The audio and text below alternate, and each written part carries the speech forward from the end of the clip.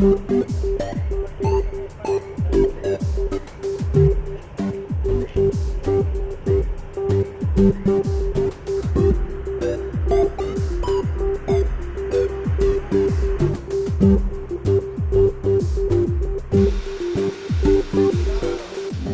a Caorle, all'interno del centro di spedizione della OPB Valvia Veneto, una struttura molto efficiente che lavora il prodotto di quasi 100 imbarcazioni, tutte associate a questa organizzazione di produttori.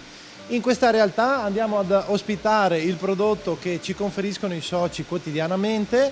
Abbiamo circa 40.000 kg quotidiani da piazzare, diciamo, nel mercato nazionale ed estero, e proprio in questa struttura andiamo a fare quell'attività di selezionatura, di igienizzazione del prodotto, di vagliatura, di calibratura e di confezionamento per porlo poi nella confezione da 1 chilo, mezzo chilo, 2 kg diretto al consumatore finale. Naturalmente tutto il prodotto che arriva dai soci viene proposto nella versione fresco o nella versione surgelato. Da pochi mesi abbiamo ottenuto una grandissima certificazione e un riconoscimento internazionale con il certificato di pesca sostenibile ottenuto secondo gli standard MSC, del quale siamo molto fieri, perché siamo in grado ovviamente di comunicare al nostro consumatore che cos'è per noi la pesca sostenibile e come la pratichiamo.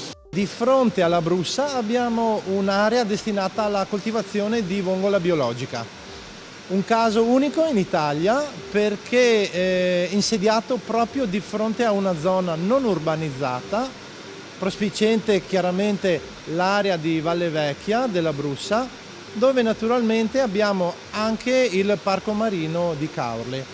Ecco, le vongole biologiche sono una peculiarità perché possiamo raccoglierle solo in determinati periodi dell'anno, quando naturalmente i biologi dell'istituto di ricerca ci consentono di raccogliere determinate quantità metro quadro, chiaramente.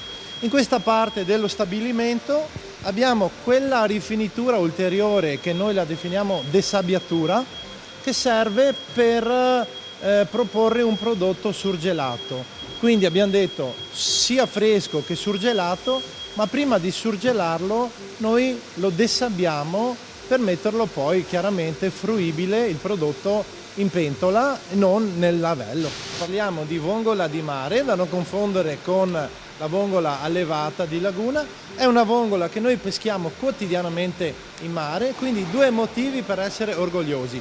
Prima fishery certificata nel Mar Mediterraneo per la pesca sostenibile, secondo lo standard MSC, e primo consorzio in Italia che ha ottenuto la certificazione della produzione della vongola di mare biologica proprio qui a Caorle, nel nostro mare.